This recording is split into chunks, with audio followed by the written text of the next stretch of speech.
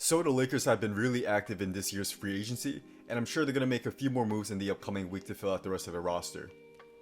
But for now, let's grade each of their moves, and for the scale, anything in the A range is excellent, B range is good, C is average, and obviously D and F means they were really bad moves.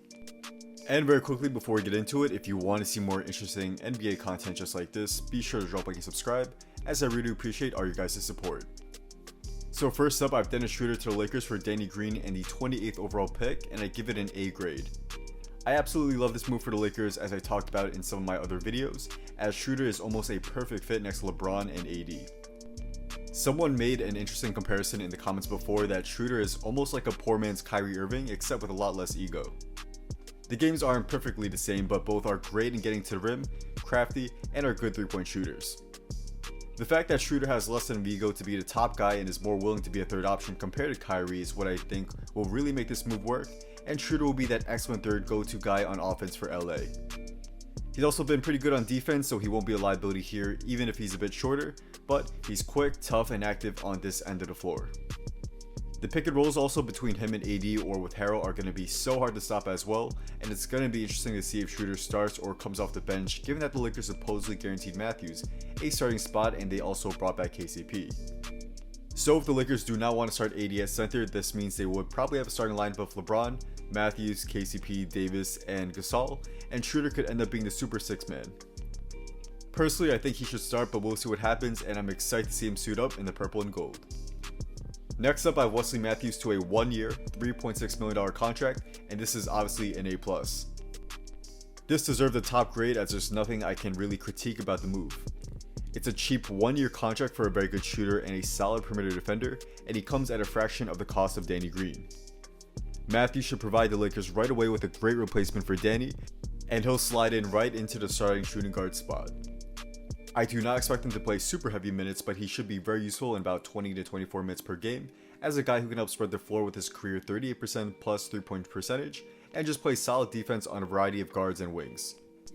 So, love this move for the Lakers even more than the Schroeder trade, and we'll see if he was actually guaranteed that starting role once the season starts. Next up, I have Montrezl Harrel to a 2-year, $19 million contract with a player option in the second year, and this got an A. This is probably the biggest surprise for the Lakers so far in free agency, as Harrell took what seemed to be a discount to play for LA. I thought he was going to get a long-term contract in the range of $15 to $18 million per year, but it looks like he's taking his chance to head into free agency next offseason since he has a player option, and his stock took a dip after a poor playoff performance with the Clippers. He's going to have a variety of playmakers to help set things up for him, with LeBron and Schroeder, and I think LA is going to sign another backup point guard as well. But for now, Harrell will certainly see some staggered minutes with LeBron and Schroeder, and LeBron especially will be an amazing partner. We all know LeBron's an amazing passer, as he'll be able to set up Harrell for easy baskets in the pick and roll, and will make the right pass to find him in transition as well. With Schroeder, we all know Dennis loves attacking the rim, and when he does in fact collapse the defense, he's very good at making that nice dump off pass to the big man for the easy basket. In this case, it will be Harrell, and we all know Harrell is a terrific finisher around the rim. I could see Montrezl touching about 20 points per game as the main scorer off the bench, as while he may not see as many touches as he did with the Clippers, he's going to get a lot better shots and see an uptick in his efficiency. He'll also be more hidden on defense playing next to AD, and I think he should be a great fit with the Lakers as an energy guy off the bench, who's going to give them a huge boost on offense.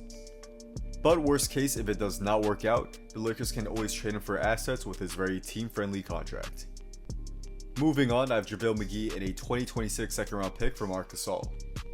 Yet again, this was a great move and it got an A. While McGee was solid as a spot starter during the regular season, the Lakers got a huge upgrade with Marc Gasol. People are really underrating Gasol after his poor performance in the playoffs, but he's an excellent rim protector who can help spread the floor for AD. He really helps unlock AD on offense, and he'll provide stellar interior defense alongside Davis as well. The fact that the Lakers only had to give up a second round pick to get rid of McGee's contract is a huge win, and I really like this move for LA. Next up, I've re-signing KCP to a 3-year, $40 million contract, and this got an A-. The Lakers got a pretty solid deal bringing back KCP, as I think he got a fair contract with a partial guarantee in his final year. We all know what he brings to the table, as he's a very good perimeter defender, solid 3-point shooter, and he just knows his role on the team. The move gets a little points off for KCP taking up a good amount of cap space for next offseason, where there's going to be a lot of good free agents, but He should still be pretty easy to trade if the Lakers do in fact want to get rid of him, given the partial guarantee in the third year of his contract. Now, we have Markieff Morris to a veteran's minimum contract, and this was an A+. He provides the Lakers with a stretch big who is also a solid defender as well, and he's on such a steal of a contract. Heading into the offseason, I thought he was going to get something like a 2-year, $10 to $12 million contract, but the fact that the Lakers were able to snag him on a veteran's minimum is an amazing deal. He'll likely see consistent minutes off the bench next to Harrell, and the level of depth the Lakers have in the front court is arguably the best in the entire NBA. Now for some of the minor signings, I have Trust Tinkle and Kevon Harris to Exhibit 10 contracts, and they both get an A. I already made full breakdown videos on each player on my channel, so be sure to check those vids out after this one if you like. They were both excellent and relatively high upside players for the Lakers to get from the undrafted bin of players, and we'll see if any of them will break out with LA next season. However, I do expect both of them to play mainly in the G League with the South Bay Lakers, but if injuries do unfortunately occur, there is a good chance that one of these two may get a shot in playing with a big team. Overall, the Lakers get an A for their average on their signings. They've had a terrific offseason so far, as they've been able to replace some of the players who left with upgrades, and I think right now they are the clear favorites to win the chip. And on a side note, they do have some open spots left on the team, and I think for some targets off the top of my head, they should definitely bring back Jared Dudley for a good locker room presence. I made a video on why I think they should potentially look at bringing Kyle Korver on the team, and also the main player they should target is Glenn Robinson III. Glenn Robinson III will be great as a backup wing. While I'm not sure he's going to see consistent minutes given the level of depth the Lakers currently have, he will be great as a backup option as a 3-and-D player.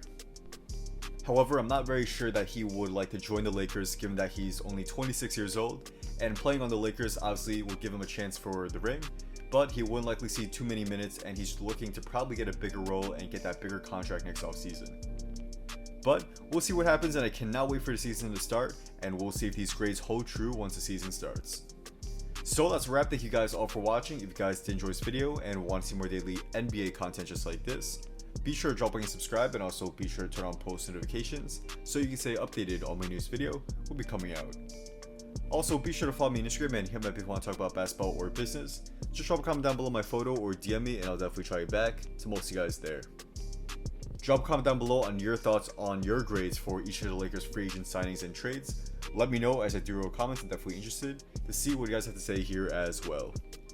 So with all that being said, once again, thank you guys all for watching. Hopefully I'll see you all in the next video. Peace.